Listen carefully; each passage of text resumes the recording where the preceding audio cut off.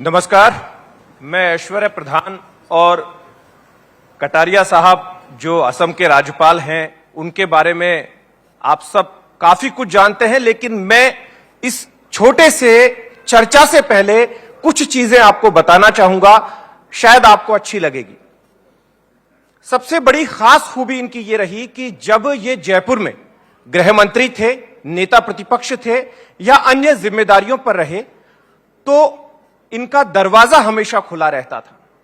जितनी बार भी कोई भी व्यक्ति जाता, खुला दरवाजा देख के अंदर बैठता, इत्मीनान से बातें करता और पूछता कि भाई साहब कब मिलेंगे, और जब पता लग जाता कि भाई साहब इस दिन मिलेंगे तो उस दिन लौट कर आता और इज्जत के साथ बाहर जाता।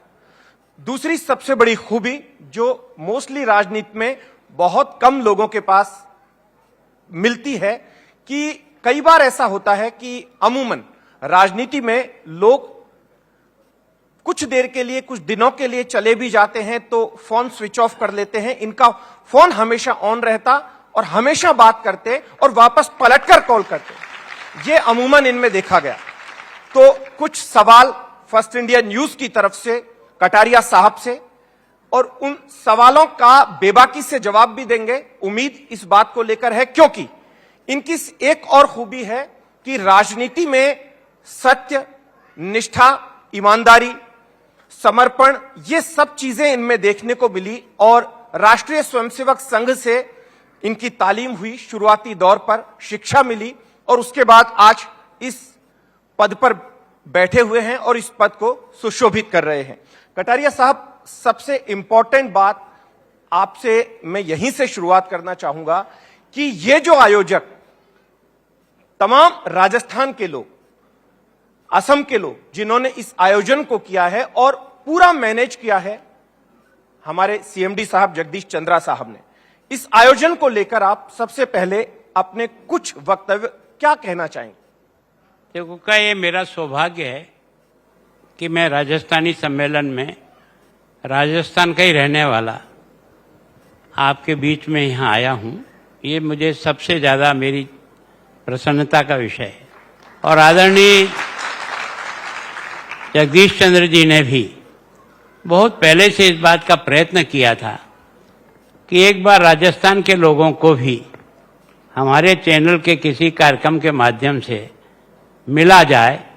तो मैंने कहा आपका स्वागत, जो कुछ भी हम आपके काम में सहयोगी बन सकते हैं। तो रतन जी शर्मा ने इस बीड़ा को उठाया और मैं ऐसा मानता हूं कि जगदीश चंद्र जी ने जिस चैनल पे भी हाथ डाला वो चैनल एकदम ऊपर उड़ गया। कारण यह है कि इनमें कुछ ऐसी कलाएं हैं जिन कलाओं के कारण से ये पब्लिक के बीच में अपनी कुछ छाप छोड़ जाते हैं। और सामान्यतः मैं समझता हूं कि राजस्थान के जो लोग यहाँ आए हैं, मैं इनको और इनके पुरखों को बार बार वंदन करता हूं कि जहां न जावे बैलगाड़ी वहां जावे मारवाड़ी। और अपने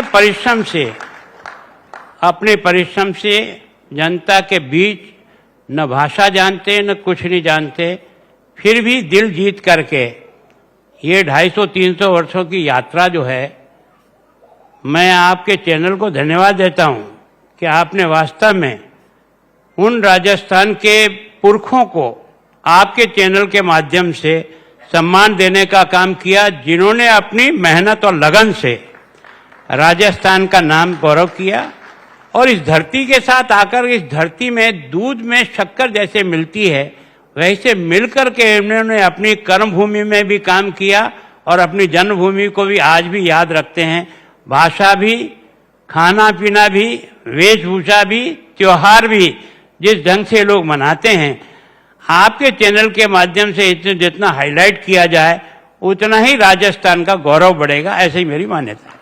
कटारिया साहब, एक और महत्वपूर्ण बात है कि कुछ पंक्तियां जो आप बचपन से इन पंक्तियों को बोलते आते थे कि जहां कर्म से भाग्य बदलते, श्रम निष्ठा कल्याणी है, त्याग और तप की गाथाएं गाती कवि की वाणी है, इस तरीके की कुछ पंक्तियां। और यहां इन्होंने श्रम के जरिए अपना भाग्य बदला है, लेकिन एक श्रम आपने भी उस दौर में किया जब आपने उदयपुर में एक साइकिल से यात्रा शुरू की और मेवाड़ के वागड़, बांसवाड़ा किस हिस्से में नहीं गए, देखो, मैं बहुत भाग्यशाली हूँ। कुछ मेरे पूरे जन्म के अच्छे कर्म थे और इसके कारण से संघ के उन प्रचारकों के साथ मुझे रहने का मौका मिला जिन्होंने अपनी गोल्ड मेडल में अपनी डिग्रियां प्राप्त करने के बाद भी एक झोला लटका करके इस देश की महान संस्कृति को स्थापित करने के लिए, इसके मूल्यों को स्थापित करने के लिए इस यात्रा को प्रारंभ किया। मैं भी उससे जुड़ गया। ये मेरा भाग्य ही मानता हूँ। उन संस्कारों में पलने के कारण से मुझे बहुत आनंद का अनुभव होता है। और उनके वो गीत मुझे याद है, जीवन पुष्प चढ़ा चरणों पर, मांगे मातृभूमि से ये वर, तेरा वैभव अमर रहे माँ, हम दिन चार रहे न रहे। तो ये जो एक प्रेरणा है, हम लोग तो राज्य के अंदर और पार्टी के अंदर इतना सम्मानित पदवी और यहाँ महामहिम बन गए, लेकिन मेरे जैसे हजारों कार्यकर्ता हैं जिन्होंने अपना सारी जवानी खाक में मिला करके भी इस विचारधारा को जिंदा रखा। और आज आप और मैं जो सम्मान पूर्वक जिंदा हैं, ये उन तपस्वी लोगों के कारण से, जिसके कारण से आज बहुत शान से अपन इस हिंदुस्तान में बड़े अभिमान के साथ रह रहे हैं। ये उन तपस्वी की 98 साल की डॉक्टर हेडगेवार की तपस्या ने इस देश को, जो देश की संस्कृति को बचाया है। मैं भाग्यशाली हूँ कि ईश्वर योग से मेरा उन लोगों से संबंध और संपर्क आ गया, इसलिए जीवन की एक सही दिशा मिल गई। सनातन की बात मैं यहां बाद में करूंगा, लेकिन उससे पहले भारत की बात। और भारत, जिसका आप बचपन से भारत शब्द का प्रयोग किया करते थे संघ की शाखाओं में, वहां हिंदुस्तान या इंडिया नहीं बोला जाता था। अब आपके लिए कितनी प्रसन्नता का विषय है पूरे देश भर में, जो अब भारत को भारत ही कहा जाएगा दुनिया भर में। देखो, भारत अनादिकाल से हमारे पुरखों ने इसका नाम भारत ही रखा और भारत के कारण से भारत बना। एक तरह से भारत शब्द से ही हमारा पुराना सारा अतीत जिंदा हो जाता है, जिसके कारण से ये देश दुनिया में जाना जाता है और जिसके कारण से इस देश को विश्व गुरु का जो सम्मान मिला वो भारत के कारण से ही मिला। गुलामी के कारण से अंग्रेजों ने हमको इस शब्द से काटने के लिए एक नया शब्द जोड़ करके हमको दे दिया। हमने उसको भी स्वीकार करके उसके साथ काम करना शुरू किया, कोई झगड़ा करना शुरू नहीं किया। लेकिन ये जरूर है कि अगर हम अतीत से अपनी इस देश की जनता को और आने वाली पीढ़ी को जोड़ना चाहते हैं, तो भारत शब्द के आधार पर अपनी पुरखों की सारी जो कुछ भी महानता रही है उससे जोड़ने का एक क्रम शुरू होगा। तो शब्द के साथ एक तरह से हमारा अतीत जुड़ जाएगा। इंडिया शब्द कहने से हमारा अतीत नहीं जुड़ता है, तो भारत कहने से हमारा अतीत जुड़ेगा। बहुत बढ़िया। कटारिया साहब, एक शायद ही असम का कोई हिस्सा होगा जहां आपने प्रवास नहीं किया हो। आप नियमित तौर पर प्रवास पर जाते हैं, कई बार कई जिलों के एक साथ दौरे करके आते हैं। आपने 200 साल का इतिहास राजस्थान की मिट्टी के साथ जो जुड़ा हुआ है वो भी अवश्य देखा होगा। उसके बारे में भी यदि ये लोग जान पाएंगे तो अच्छा लगे। देखो, क्या राजस्थान भी अपने मान सम्मान के लिए वर्षों तक अपना बलिदान देता रहा। सर कट गए, माताओं ने जोहर कर लिया, लेकिन कभी अधीनता स्वीकार नहीं की। ऐसा का वैसा आसाम है। आसाम ने भी उनके साथ संघर्ष करते रहे, लेकिन आसाम को कभी भी पराधीन नहीं होने दिया मुगलों के। इसके कारण से दोनों का जो मेल मिलाप है वो इस धर्म और संस्कृति के लिए अपने जीवन का शंकर देव और माधव देव ने जिस प्रकार की जागृति पैदा करके एक तरह से इस वैष्णव का जो हमारा धर्म है उसको जन जन तक पहुंचाने का प्रयास किया। ये भी कहीं ईश्वर योग से ऐसे व्यक्ति पैदा हो जाते हैं जो संकट के समय में देश को उबार लेते हैं। एक और महत्वपूर्ण सवाल कि आप इससे पहले भी असम आए थे और इस दौर में भी आए हैं, और अभी कुछ दिनों पहले प्रधानमंत्री मोदी स्वयं आए थे और आप उनकी गाड़ी में बैठकर घूमे भी थे। लगभग सामान्य तौर पर बातें होती है। आपको पुराने असम में और आज के आधुनिक असम में क्या अंतर नजर आता है? मेरे से ज्यादा तो ये सब अनुभव जानते हैं। मैंने तो कुछ दिन आया हूं और चला गया हूं, पर जब मैं कभी पार्टी के काम से लिए तनसुखिया गया था तब मैं फेरी में बैठ करके गया था और वहां मैंने 12 कार्यकर्ताओं की बैठक, जिला बैठक की। और जब मैं वहां से निकला था तो मेरे कार्यकर्ता ने कहा, ये कहीं मत बताना कि आज आपने यहाँ बैठक ली। मतलब इतना भय था कि आपके जाने के बाद हमारे साथ क्या सलूक होगा इसका कोई अता पता नहीं है। आज वो आसाम शांति, अमन, चैन के साथ देश के साथ कदम से कदम मिलाकर आगे चल रहा है, इसकी प्रसन्नता है। एक और बात कि आप लगातार यहां पर हैं, लेकिन अपनी एक मिट्टी के साथ जुड़ाव भी होता है। राजस्थान की याद भी आती होगी, क्योंकि अभी जो सीजन चल रहा है राजस्थान में, मेरे ख्याल से बहुत सारे लोग होंगे जो आपसे संपर्क भी साधने की कोशिश करते होंगे, लेकिन संवैधानिक दायरा है, बातचीत नहीं कर सकते। लेकिन अपनी मिट्टी की कितनी याद अभी आती है, क्योंकि राजस्थान का आपने एक एक हिस्सा, अब नेता प्रतिपक्ष थे, मुझे अच्छे से याद है, पता चलता था कि बाड़मेर पहुंच गए, फिर पता चलता कि आप उदयपुर पहुंच गए, और लगातार प्रवास रहते थे।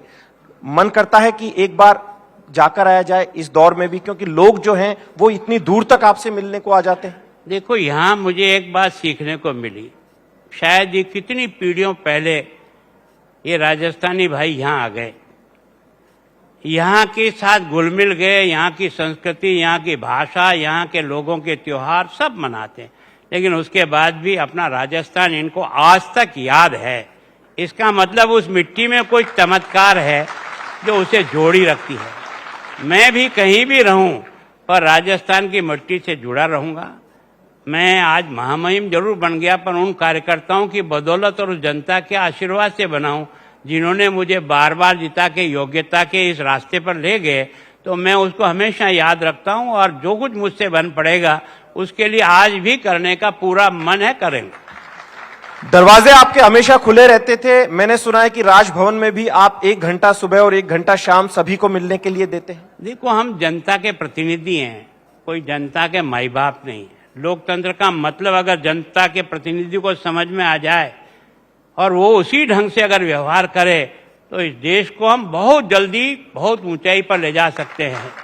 पर दुर्भाग्य यह है कि जब पद पे आ जाता है तो आदमी अपने नीचे के पायदान को भूल जाता है।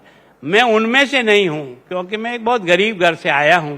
इन कार्यकर्ताओं की और जनता की बदौलत यहां तक पहुंचा हूं। मैं उसको एहसान को नहीं भूल सकता हूं जिसने मुझे बनाया। वो मेरे माई बाप हैं, भले ही मैं यहाँ महामहिम हूं, पर बनाने वाली जनता वही है जिन्होंने मुझे यहाँ तक लाने के लिए आशीर्वाद दिया। सुंदर सिंह भंडारी जो हैं उनको सभी लोग जानते हैं। सुंदर सिंह भंडारी हो, अटल जी हो, आडवाणी जी हो, मोदी जी चूंकि आपके बिल्कुल पास में है, गुजरात और उदयपुर में ज्यादा दूरी नहीं थी, उनके साथ भी आपका अक्सर वार्तालाप होती थी। लेकिन उस दौर के लीडर जिनसे आपको कुछ सीखने को मिला हो, और आज आप इन लोगों को सीख देना चाहें कि उस दौर के लीडर ऐसे थे और आज के लीडर ऐसे हैं, अगर उन लीडर्स के बारे में, क्योंकि चीजें बहुत महत्वपूर्ण हो जाती। देखो, भंडारी जी और आडवाणी जी और अटल जी ये देश की आज़ादी के पहले अपना परीक्षाएं और अपनी सारी एजुकेशन करने के बाद झोला लटकाकर जब निकले थे, तब उन्हें पता नहीं था कि हम भी कभी प्रधानमंत्री बनेंगे, हम भी एमपी बनेंगे। उन्होंने देश के लिए और विचारधारा के लिए अपने आप को समर्पित किया। ये तो ईश्वर कृपा हुई जिसके कारण से उन्होंने वो स्थान प्राप्त कर लिया। तो हमारा चलने का उद्देश्य देश निर्माण का है, पद प्राप्ति के लिए नहीं है। यहां एक और महत्वपूर्ण चीज यह हो जाती है कि प्रधानमंत्री मोदी जब उस दौर में, आप संवैधानिक पद पर है, लेकिन मैं पुरानी कुछ बातें आपसे यहां जिक्र कर रहा हूं, उस दौर में जब प्रधानमंत्री मोदी संघ से जुड़े रहते थे, तब भी आपके मुलाकात के कुछ संस्मरण हैं जिन्होंने आपको कुछ दिमाग में छाप छोड़ी हो कि हां, एक दिन ये व्यक्ति कहीं पहुंचेंगे। देखो, ये भी एक संघ के प्रचारक के रूप में अपना घर छोड़ करके आए थे, और संघ के कार्यकर्ता के रूप में ही संघ कार्यालय पर रह करके ही अपना जीवन चलाते थे, प्रवास भी करते थे। उनके प्रवास में जहां जहां ठहरे वो गांव भी मुझे देखने का मौका वहां के चुनाव में जब जाता था देखा था।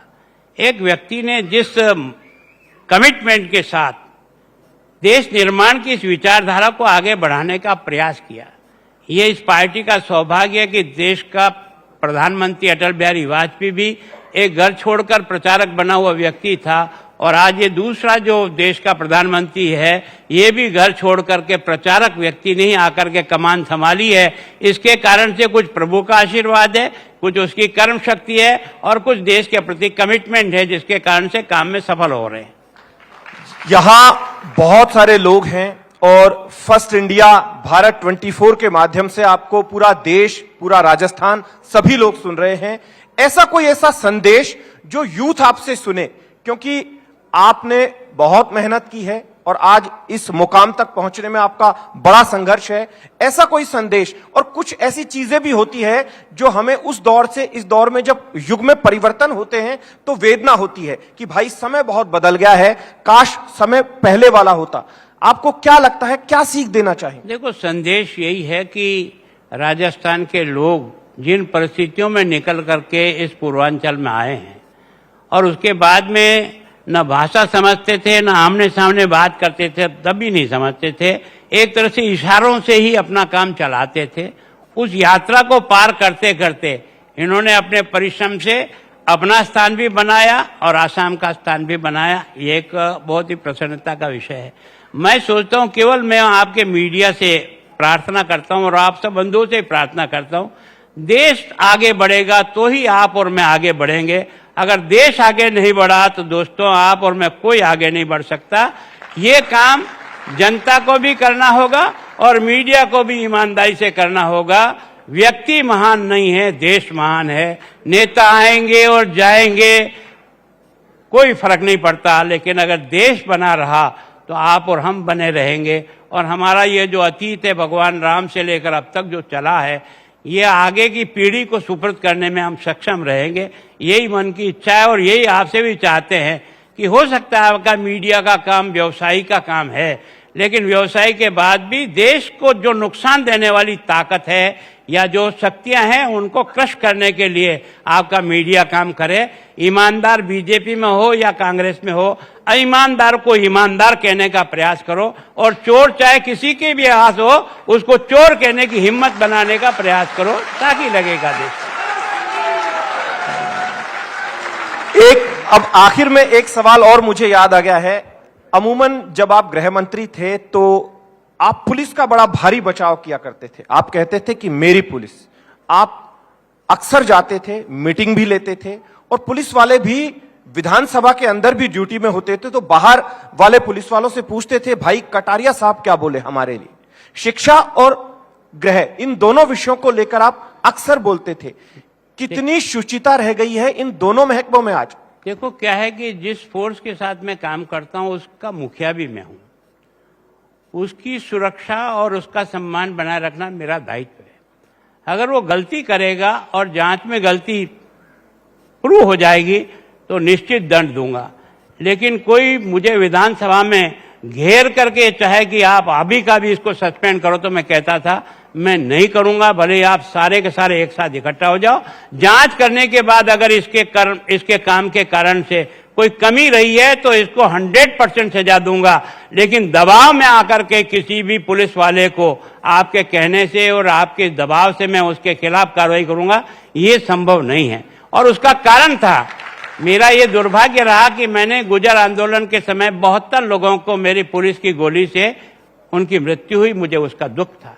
लेकिन मैंने विधानसभा में कहा था कि मेरी पुलिस को फरसे से काट दे, मेरी चौकी जला दे, मेरा थाना जला दे और उसके बाद भी अगर मैं उसका प्रतिकार नहीं करूं तो फिर मेरी पुलिस का धर्म मैं नहीं निभा पाऊंगा। इसलिए मैं उसके सामने उसकी पीठ पे खड़ा रहता था, क्योंकि जो तुम्हें काम करना है उसको तुम मुस्तैदी के साथ करो। और मेरे घर पर चाहे कोई एसपी और आईजी आए तो भी उतना ही सम्मान देकर कुर्सी बिठाता था, और चाहे कांस्टेबल भी आया हो तो उसको भी उतना ही सम्मान देकर, खड़े रहने के लिए नहीं मैं बिठाता था कुर्सी से, क्योंकि हम सब बराबर है। हमारे काम अलग अलग हो सकते हैं, हमारी जिम्मेदारियां अलग अलग हो सकती है, पर हैं तो हम भारत के बेटे हैं। हम सब अपनी अपनी जगह काम करते हैं। इसलिए जब तक उसे सम्मान नहीं दोगे वो आपके लिए क्यों मरेगा? आपके लिए मरेगा तो तब जब आप उसकी इज्जत करोगे। तो मैं कोशिश करी और उसमें कुछ मुझे उनका प्यार भी मिला, इसलिए मैंने इस डिपार्टमेंट को ठीक प्रकार से 8 साढ़े 8 साल तक चलाया। यही आपकी खूबसूरती है। एक सनातन को लेकर ना जाने क्यों आजकल बेवजह की बातें लोग करने लगे हैं, जबकि सनातन को लेकर पहले ऐसा नहीं होता था। आजकल कुछ लोग बेवजह बोल रहे हैं, इसको विवाद। इस देश का दुर्भाग्य रहा, जब से देश की आजादी हमको मिली है, हमने इस धर्मनिरपेक्षता का चोला ऐसा पहन लिया जिसमें हमें ईमानदारी और सच्चाई दिखाई नहीं देती थी। लोगों को लगा कि केवल हिंदू और सनातन को गाली देने से हमारे वोट पक्के होते हैं और हम जीत करके आते हैं। इस लालच के कारण से लोग बोलते हैं। हम जो राजनेताओं जो हमारा व्यवहार है वो जीत के लिए है, देश की मर्यादाओं को कायम रखने के लिए नहीं है। इस कमी के कारण से आज देश इस संकट से गुजर रहा है। लेकिन मैं सोचता हूं आपका और मेरा और सब राजनेताओं का दिमाग अगर कोई ठीक करेगी तो जनता ठीक करेगी, इसका दिमाग ठीक होगा तो सब ठीक हो जाएगा। चलिए, कटारिया साहब ने काफी सारा वक्त दिया और वो तमाम चीजें कही जो शायद आप नहीं सुन पाए होंगे अमूमन, और इनकी राजनीति बिल्कुल स्वच्छ रही है। जहां तक जिन लोगों ने भी देखा है बेबाकी से बोले हैं, कर्तव्य निष्ठा, सत्य, ये इनके साथ रहा है। क्योंकि अब संवैधानिक पद पर है तो इन चीजों का जिक्र करना बेहद जरूरी है। और महत्वपूर्ण बात यह हो जाती है कि राजस्थान के मुख्यमंत्री अशोक गहलोत हैं, स्पीकर सीपी जोशी है। दोनों की बात करें या इन्हीं की जिस पार्टी से ताल्लुक रखा करते थे, भारतीय जनता पार्टी, तमाम पार्टियों के लोगों ने इनकी विधानसभा में जमकर उस वक्त तारीफ की थी जब ये संवैधानिक पद पर गए थे और उनके राजनीतिक जीवन का राजस्थान विधानसभा में जिक्र भी किया था। खुल के कहा था कि आखिरकार कटारिया साहब का जीवन किस तरीके से रहा है और कटारिया साहब बेबाकी से हमेशा बोलते रहे हैं। और यही कारण रहा कि जब इनकी विदाई हुई तो तमाम पार्टियों के लोग वहां पर मौजूद थे।